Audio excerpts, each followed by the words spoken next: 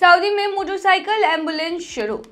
नमस्कार, स्वागत है आपका हमारे चैनल डेली सऊदी न्यूज पर। खबर शुरू करने से पहले एक जरूरी सूचना आपको दे दें कि अगर आप सऊदी में फंस गए हैं, कफील आपको छोड़ नहीं रहा है, आप परेशान हैं, वापस अपने घर लौटना चाहते हैं, तो घबराए नहीं। स्क्रीन पर दिए गए नंबर पर कांटेक्ट करें। इनका नाम अहमद अली है। ये आपको कानूनी प्रक्रियाओं के तहत महज 3 से 4 दिन के अंदर ही खरूज लगाकर सऊदी से फाइनल एग्जिट कराकर आपको सही सलामत अपने देश पहुंचा देंगे। सऊदी अरब की आपातकालीन चिकित्सा सेवाओं के लिए एक नए मोटरसाइकिल एम्बुलेंस मॉडल का उद्घाटन मदीना में किया गया है, जिसका टारगेट स्वास्थ्य सेवा प्रतिक्रिया समय और गुणवत्ता को बढ़ाना है। मदीना क्षेत्र के माननीय गवर्नर प्रिंस सलमान बिन सुल्तान बिन अब्दुल अजीज ने सऊदी रेड क्रिसेंट अथॉरिटी की मदीना शाखा के निदेशक डॉक्टर अहमद बिन अली अल जहरानी और संगठन के अन्य वरिष्ठ अधिकारियों के साथ मिलकर औपचारिक रूप से कार्यक्रम शुरू किया।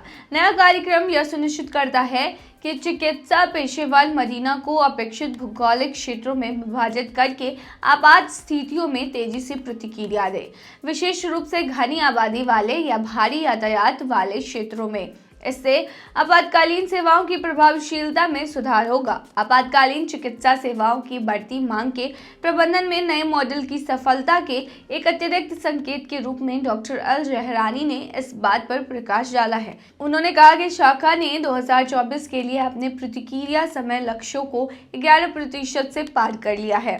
आसान ट्रैफिक मूवमेंट के लिए डिजाइन की गई मोटरसाइकिल भी सेवा अवधारणा का एक महत्वपूर्ण हिस्सा है। मोटरसाइकिल एम्बुलेंस की तुलना में मरीजों तक जल्द ही पहुंच सकती है, लेकिन एम्बुलेंस अभी भी सबसे अच्छा ऑप्शन है। त्वरित देखभाल प्रदान करने और आवश्यकता पड़ने पर आगे की सहायता की व्यवस्था करने के लिए मोटरसाइकिल चलाने वाले सभी व्यक्ति उच्च योग्यता प्राप्त चिकित्सा पेशेवर हैं। वे उन्नत चिकित्सा उपकरणों से लैस है। तो ये एक बहुत बड़ी सुविधा जो है वो मिल रही है मोटरसाइकिल एम्बुलेंस की। इससे भी मरीज को काफी ज्यादा फायदा होगा।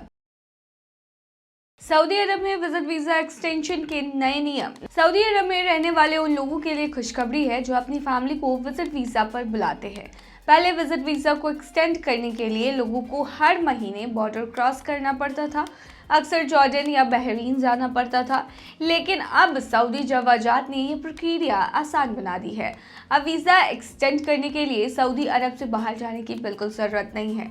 अगर आपके विजिट वीज़ा की वैधता खत्म होने में 7 दिन बाकी हैं, तो आप अफसर अकाउंट के जरिए इसे एक्सटेंड कर सकते हैं, लेकिन इसके लिए कुछ शर्तें होंगी। बता दें कि शर्तें ये हैं कि विजिट वीज़ा एक्सटेंशन के लिए फीस और इंश्योरेंस की रकम जमा करनी होगी और हर बार 90 दिनों का एक्सटेंशन दिया जाएगा।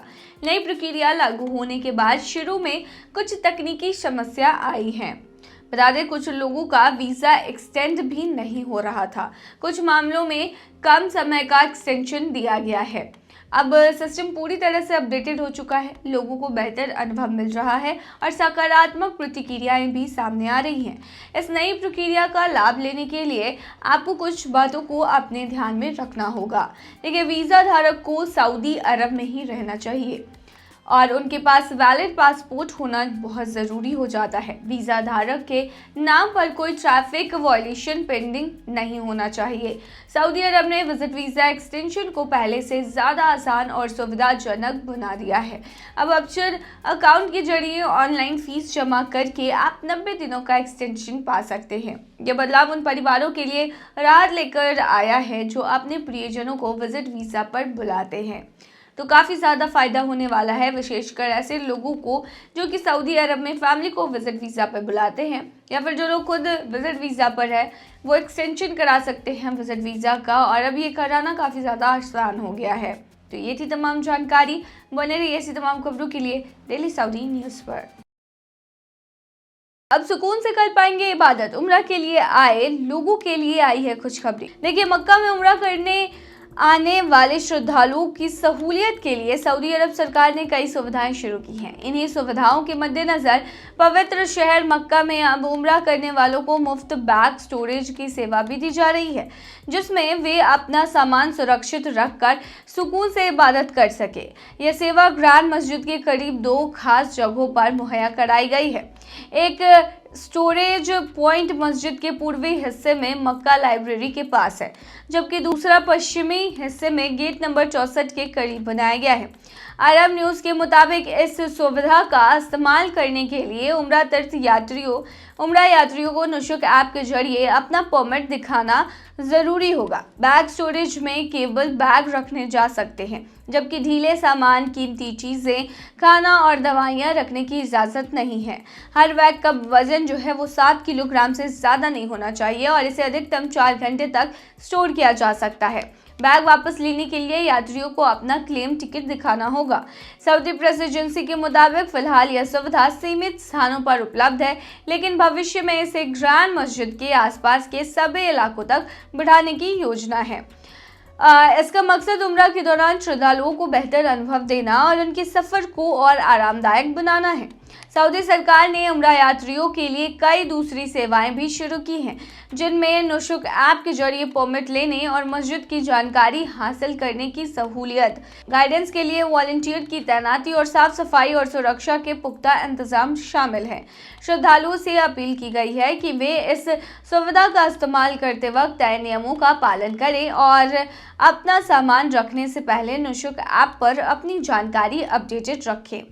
उम्रा मुसलमानों की एक धार्मिक यात्रा है। इसे इस्लाम में मिनी हज कहा जाता है। उम्रा में मुसलमान सऊदी अरब के पवित्र शहर मक्का में स्थित मस्जिद अल हरम और काबा की यात्रा करते हैं। उम्रा के दौरान मुसलमान काबा के चारों ओर चक्कर लगाते हैं, जिसे तवाफ कहा जाता है। तवाफ पूरा होने के बाद उम्रा मुकम्मल माना जाता है। देखिए, उम्रा जो है वो शॉर्ट टर्म के लिए होता है और इसे साल भर में कभी भी करने कोई भी व्यक्ति जा सकता है, लेकिन वो मुसलमान होना चाहिए। गैर मुसलमानों को मक्का मदीना में एंट्री नहीं है। तो ये थी तमाम जानकारी। बने रहिए ऐसी तमाम खबरों के लिए डेली सऊदी न्यूज़ पर।